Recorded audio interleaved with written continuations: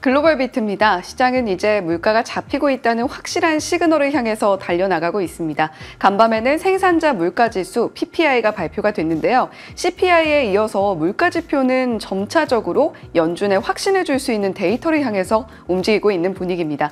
또 더불어서 주간 신규 실업수당 청구 건수도 시장이 환호할 만하게 발표가 됐는데요. 개별 종목들의 이슈도 많이 산적해 있습니다. 간밤 미국 시장 어떻게 마감했는지 체리 앵커와 함께 먼저 한번 쭉 훑어보시죠. 네, 이번 주는 빅 이벤트들이 좀 유독 많이 자리하고 있었는데 잘 소화해 나가고 있는 분위기가 연출되고 있습니다. 지수 마감가부터 바로 확인을 해보시죠. 어제 나왔던 FOMC 그리고 오늘 나왔던 PPI 결과까지 시장이 무탈히 잘 소화를 해줬습니다. 그 덕분에 나스닥과 S&P 500 지수 장중에 물론 약간의 변동성이 있었습니다만 그 등락의 폭이 그렇게 크지는 않았고요. 나스닥과 S&P 500 지수는 이제 오늘로써 4거래일 연속 사상 최고가 수준에서 거래를 마치는 모습이었습니다. 다만 어제와 마찬가지로 오늘도 다우지수가 상대적으로 약세를 나타냈는데요. 이와 관련해서 로젠버그 리서치에서 한 가지 흥미로운 데이터를 내놨습니다. 그래서 들고 왔는데요. 이 다우와 S&P 500 지수의 등락률이 어제 0.9%포인트 정도의 간극을 벌렸습니다. 주식시장 역사 42년을 통틀어서 이랬던 경우가 80번도 채 안 된다라고 하는데요. 이게 기술주들에 대한 버블 가능성을 시사한다, 이런 의견입니다. 왜 그러냐는 거냐면 다우가 부진하다라는 건 그만큼 기술주 중심의 강세가 나타나고 있다라는 건데 한 섹터만을 중심으로 이렇게 과열된다라는 것은 이 섹터에 대한 어떤 버블 가능성, 취약성이 좀 나타나고 있다라는 의미입니다. 최근 실제로 연초 대비 상승률을 봤을 때 기술주들이 포진되어 있는 기술 섹터 그리고 커뮤니케이션 섹터가 다른 모든 섹터에 비해서 훨씬 아웃퍼폼하고 있는 모습이죠. 거의 20% 안팎의 급등률을 나타내고 있습니다.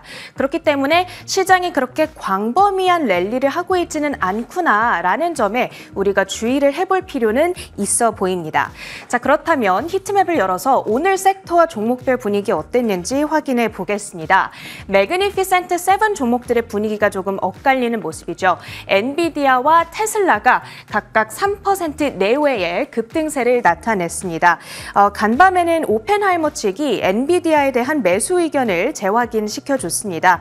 하드웨어면 하드웨어, 네트워킹, 거기다가 소프트웨어 솔루션까지 어디 하나 빠지는 분야 없이 모든 영역에 걸쳐 있기 때문에 AI 테마 내에서 포지셔닝이 아주 좋다, 이런 평가를 전해주고 있고요. 그러면서 목표가는 $150 수준, 간밤 종가 대비했을 때 $20 더 갈 수 있다라는 여력을 시사해주고 있습니다. 그런가 하면 전일 실적을 공개해줬던 종목 브로드컴의 급등세가 눈에 띄는 하루였습니다. 12% 상승한 채 거래를 마쳤는데요. 이제 오늘 주가가 $1,680 선에 거의 육박하고 있는 모습이죠. 분할하기 이전에 엔비디아보다도 주가가 더 비싼 겁니다. 다만 브로드컴은 상대적으로 저평가되어 있기 때문에 매력적이다라는 월가의 의견들이 속속 들려오고 있는 상황. 전일 실적 발표 후 뱅크 오브 아메리카 측에서 매수 의견을 재확인시켜줬는데요. 엔조 달러 클럽에 조인할 포텐셜이 보인다, 이런 호평을 전해줬고요. 브로드컴의 강세에 힘입어서 이쪽에 위치한 스토리지 관련 업체들도 동반 상승세를 나타냈습니다. 슈퍼 마이크로 컴퓨터라든지 아리스타 네트워크스 등의 종목들이 급등 마감에 성공을 했습니다. 다음으로 테슬라 소식입니다. 테슬라는 현재 올해 연례 주주총회가 진행 중입니다. 30분 전부터 진행이 되고 있는데요. 머스크 CEO에 대한 보상안 패키지, 이제 투표 결과가 조금 있다가 전해질 예정입니다. 그런데 이 공식적인 투표에 앞서서 어제 머스크 CEO가 자신의 X 계정에 요 사진을 게재를 했습니다. 지금 요 파란색 선이 찬성자들의 투표수를 나타내고 있고요. 이 회색 선이 반대하는 사람들의 투표를 나타내고 있습니다. 이 주황색 선을 넘기게 된다면 찬성, 그러니까 통과가 확실시 된다라는 것을 보여주고 있는 사진인데요. 그러다 보니까 혹시라도 일부 찬성했던 사람들이 마음을 바꾸지 않는 이상 보상안이 통과될 확률은 지금 상당히 높아 보입니다. 그렇기 때문에 머스크가 이 보상안이 통과되지 않아서 회사를 떠나는 등 월가 일각에서 나왔던 이런 리스크가 발생할 확률은 좀 적어 보이고요. 그러다 보니까 오늘 테슬라의 주가가 이렇게 시원한 상승세를 연출하고 있습니다. 3% 가까이 오르면서 182달러 선에 거래를 마쳤습니다. 한편 애플은 어제까지 연이틀 급등을 했다가 오늘은 살짝 쉬어가는 모습이었는데요. 0.5% 정도의 오름세였습니다. 오늘 들려왔던 한 가지 소식이 WWDC에서 애플이 이번에 오픈 AI와의 파트너십을 발표를 했었죠. 그런데 만약에 오픈 AI에 돈을 지불하는 거면 애플의 이익을 갉아먹지 않겠느냐라는 우려가 있었습니다. 그런데 블룸버그의 소식통에 따르면 금전적 대가를 지불하지는 않는다라고 하니까요. 이 점도 참고를 해보시면 좋겠습니다. 애플의 주가는 214달러 선에 거래를 마쳤습니다. 시총 1위 마이크로소프트 소식도 확인합니다. 애널리스트 콜에 따른 소식들이 있었는데요. 이 제프리스에서 탑픽주로 선정을 해줬습니다. 오픈 AI와의 파트너십으로 벌어들일 수익 기대를 해봐도 좋겠다라는 의견이고요.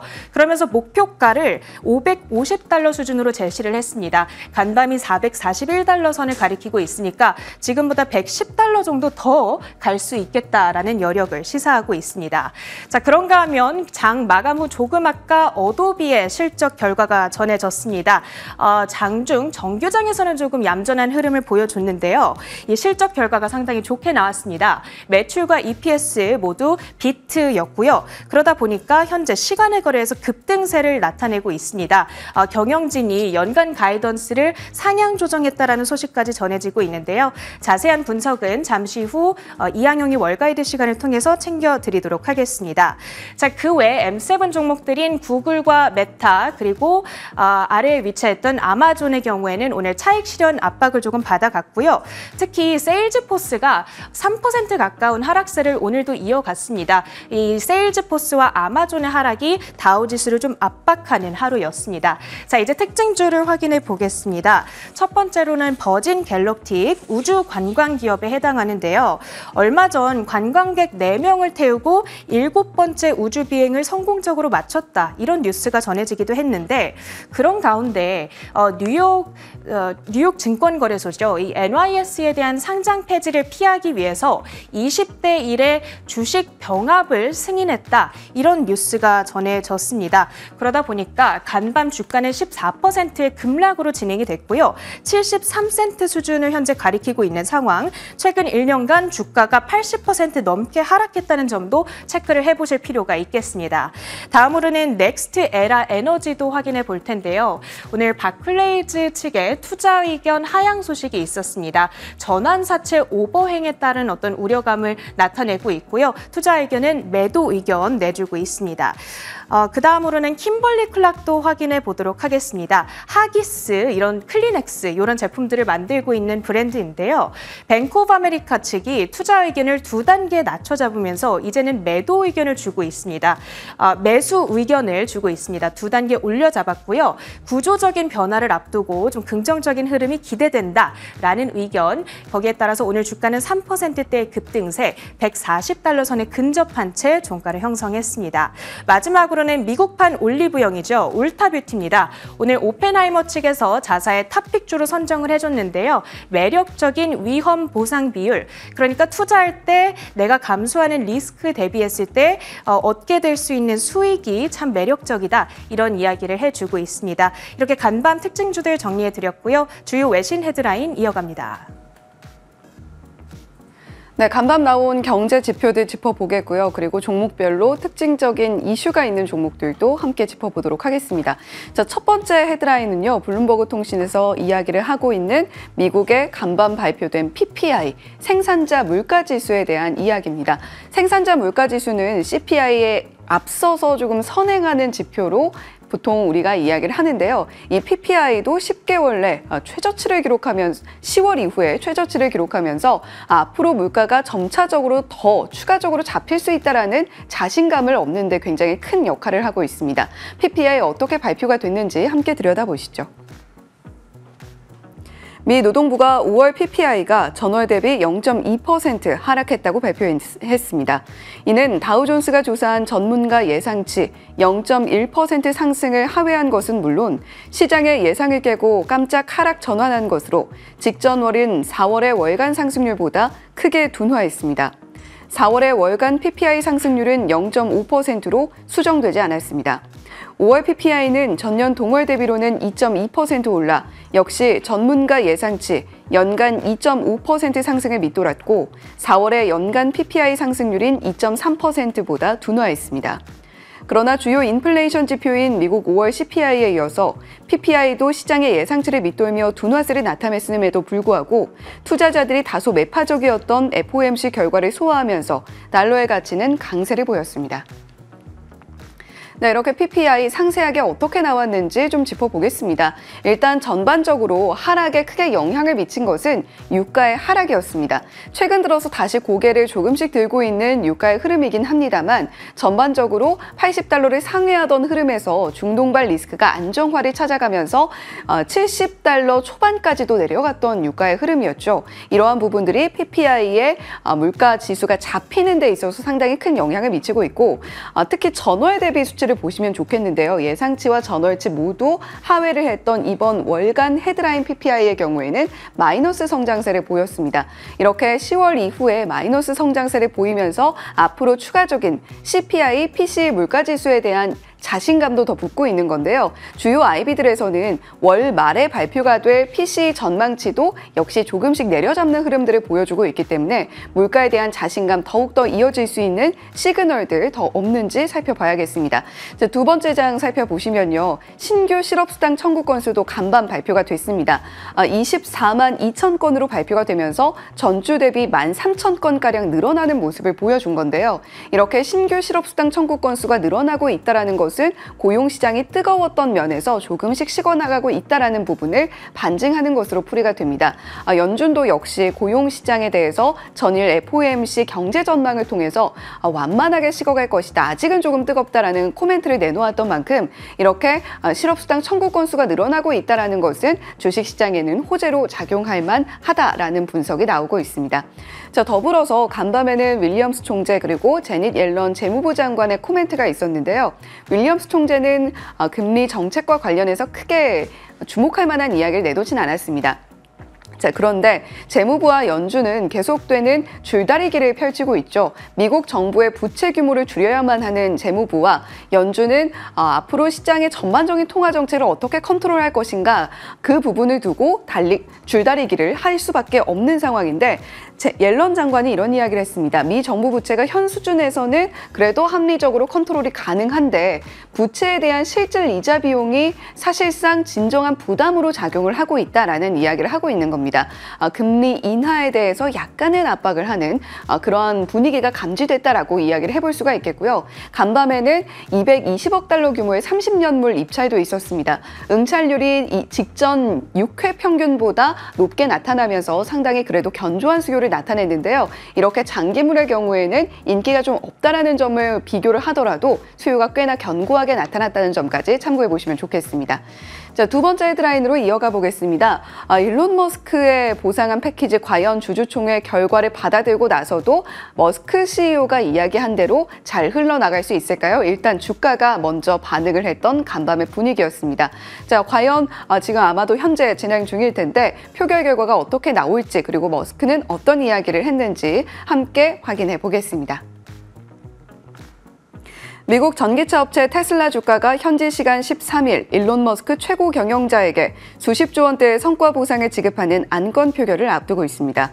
테슬라 주가는 큰 폭으로 올랐는데 이는 머스크 CEO가 주총 사전 투표 결과 보상안 통과 가능성이 높다고 밝힌 영향입니다.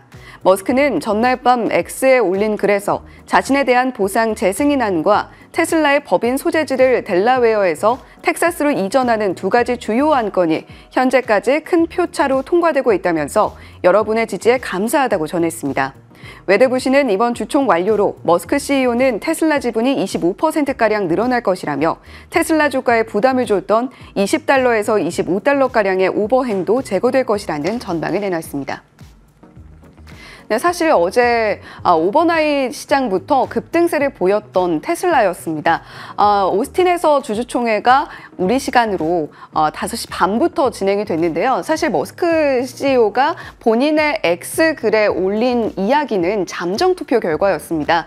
이에 따라서 일단은 사실상 통과 가능성이 굉장히 높게 보여진다라는 부분에서 시장이 반응을 했다라는 것으로 풀이가 되고 있고요. 머스크 공개 잠정 집계에 따라서 보상 패키지 지급에 대해선 찬성이 73%, 그리고 본사의 텍사스 이전안에 대해서는 찬성이 거의 90%에 육박하는 모습으로 나타났다라는 머스크 CEO의 X 트윗 글이 있었습니다. 자, 다음 장 살펴보시면요. 지금 현재 테슬라가 마주하고 있는 분위기는 사실 녹록지 않습니다. 글로벌 수요 둔화와 마진 감소를 마주하고 있는 테슬라인데, 물론 북미 시장에서는 확실한 주도권을 쥐고 있는 테슬라이고, 글로벌 시장에서도 테슬라의 입지 자체가 좁지는 않습니다. 그런데 그럼에도 불구하고 전기차에 대해서 미국뿐만이 아니라 독일, 일본, 이탈리아, 영국까지도 모두 0보다 하회하는 전기차의 세일즈를 보여주고 있다라는 부분이 테슬라에겐 상당한 압박으로 작용을 하고 있고요. 머스크 CEO가 여러 가지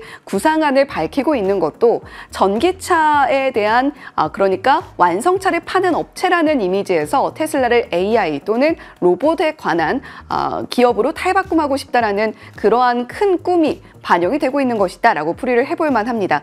다음 장 이어서 살펴보시면요. 지금 현재 테슬라를 바라보는 아이비들의 시선은 조금 불안합니다. 최근에도 웨드부시가 물론 이런 이야기를 하기는 했습니다만 모건 스탠리나 JP 모건에서는 조금 좀 불안한 흐름들이 감지되고 있다. 특히 로보택시에 있어서는 우리가 많은 기대를 하고 있으나 수익성 창출까지는 수년이 걸릴 수도 있다라는 이야기를 내놓은 바가 있는데요.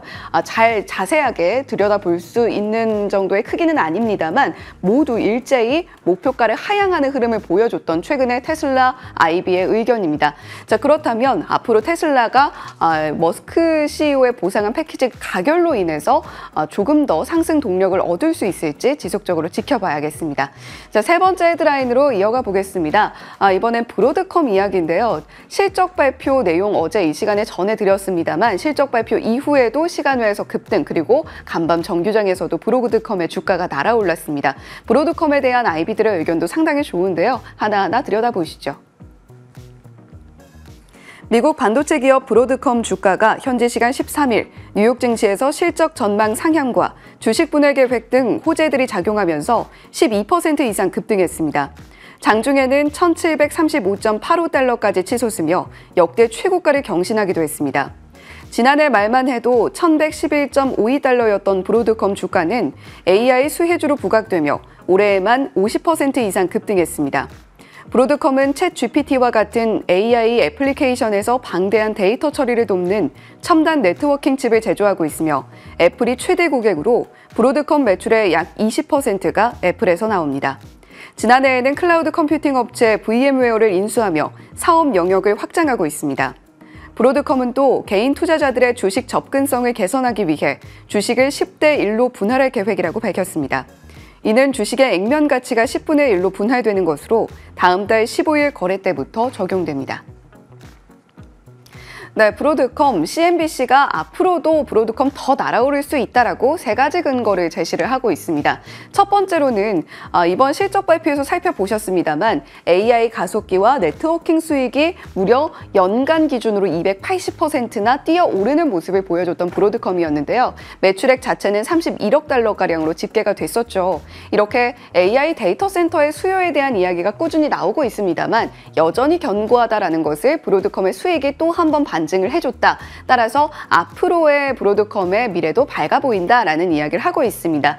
더불어서 BAI 반도체 면에서도 그러니까 D램이라던가 낸드라던가 레거시 반도체 쪽에서도 여전히 약간의 침체기를 겪고 있습니다만 그럼에도 앞으로는 기지개를 켤 수 있을 것이다라는 CEO의 어닝콜 내용까지도 언급을 하면서 앞으로 주가의 상승 여력이 남아있다라는 이야기를 하고 있습니다. 더불어서 부채 상환에 따라서 재무 건전성 역시도 탄탄하게 개선이 되어가고 있고 VM웨어는 구독형으로 또 브로드컴에게 수익을 가져다 줄 수 있기 때문에 앞으로 브로드컴 계속해서 주목해 볼 만하다라는 이야기를 던지고 있습니다. 자, 그렇다면 아이비들은 어떤 이야기들을 하고 있을까요? 목표가를 일제히 올려잡았습니다. 뱅크 오브 아메리카의 간밤 나온 리포트를 일단 캡처를 해서 가지고 와봤는데요. 뱅크 오브 아메리카도 좋은 의견을 제시를 하면서 2,000달러의 목표가를 제시를 하고 있습니다. 하지만 제프리스는 2,050달러, 트루이스트 2,045달러, 에버코어 2,010달러, 대부분의 아이비들이 2,000달러 이상으로 브로드컴의 목표가를 올려잡는 모습을 보여주고 있으니까요. 앞으로도 AI 수혜주, 특히 엔비디아의 뒤를 이을 주자로서 브로드컴이 작용을 할 수 있을지, 그리고 애플의 주가가 점차적으로 꿈틀거림과 함께 브로드컴의 주가가 추가 상승 동력을 얻을 수 있을지 한번 지켜보시면 좋겠습니다. 자, 마지막으로 유가와 비트코인 금 가격까지 짚어보시죠. WTI 원유 선물 간밤에는 소폭 내림세를 보여줬습니다. 그런데 내년에는 유가가 60달러에 갈 수 있다. 공급이 수요를 훨씬 더 초과할 것이다 라는 전망이 나오고 있습니다. 이러한 부분들도 유가의 하락에 어느 정도는 영향을 미쳤고요. 78달러 초반선에서 거래를 마치는 모습 나타냈습니다. 비트코인과 이더리움 가격, 가상자산 가격은 전반적으로 조정이 나왔고요. 금과 은, 구리 가격 역시도 하방 압력을 좀 받았던 간밤이었다라고 체크해 보시면 좋겠습니다. 글로벌 비트 전해드렸습니다.